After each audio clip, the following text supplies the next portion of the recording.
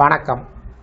இந்த வீடியோவில் 80 வயதை கடந்த ஓய்வூதியர்களுக்கு 20%, 30%, 40% அதிக மாத பென்ஷன் சார்ந்து முக்கியமான உத்தரவுகள் பிறப்பிக்கப்பட்டுள்ளது. இது குறித்து கூடுதல் விவரத்தை பார்க்கலாம். இந்த வீடியோவை தொடர்ந்து பார்க்குறதுக்கு முன்னாடி நம்ம சேனலை இதுவரைக்கும் சப்ஸ்கிரைப் பண்ணாதவங்க சப்ஸ்கிரைப் பண்ணிக்கோங்க. அப்படியே பக்கத்தில் இருக்கக்கூடிய நோட்டிஃபிகேஷன் பெல் சிம்பலையும் ப்ரெஸ் பண்ணுங்கள். அப்போ தான் நம்ம சேனலில் இதுபோல் ஓய்வூதியர்கள் பயன்பெறக்கூடிய வகையில் நம்ம அப்லோட் பண்ணக்கூடிய வீடியோ சார்ந்த நோட்டிஃபிகேஷன் உங்களுக்கு உடனுக்குடன் கிடைக்கும்.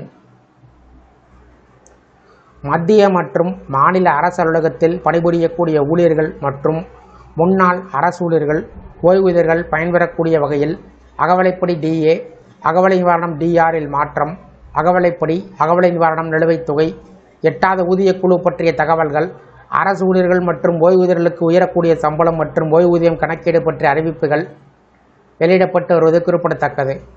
மிக அதிக வயதான ஓய்வூதியர்களுக்கு உடல்நிலையை கருத்தில் வைத்து கூடுதல் ஓய்வூதியம் வழங்கப்படுவதாக மத்திய அரசு அறிவிப்பை வெளியிட்டிருக்கிறது.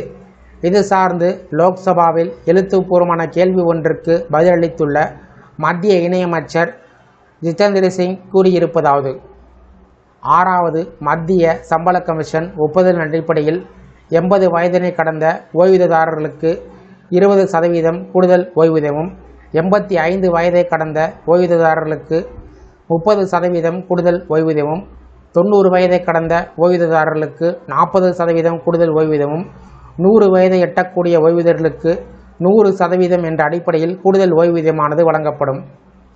ஓய்வூதியர்கள், குடும்ப ஓய்வூதியர்கள் அனைவருக்கும் இது பொருந்தும்.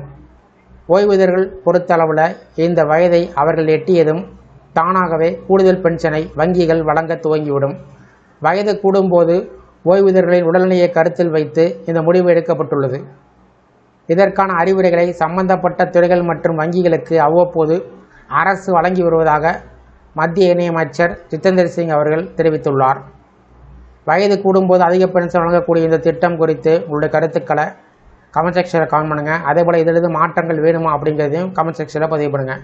இந்த வீடியோ பிடிச்சிருந்ததுன்னா வீடியோக்கு ஒரு லைக் பண்ணுங்கள். இந்த வீடியோவை உங்களுடைய நண்பர்கள் மற்றும் உறவினருக்கும் ஷேர் பண்ணுங்கள். நன்றி.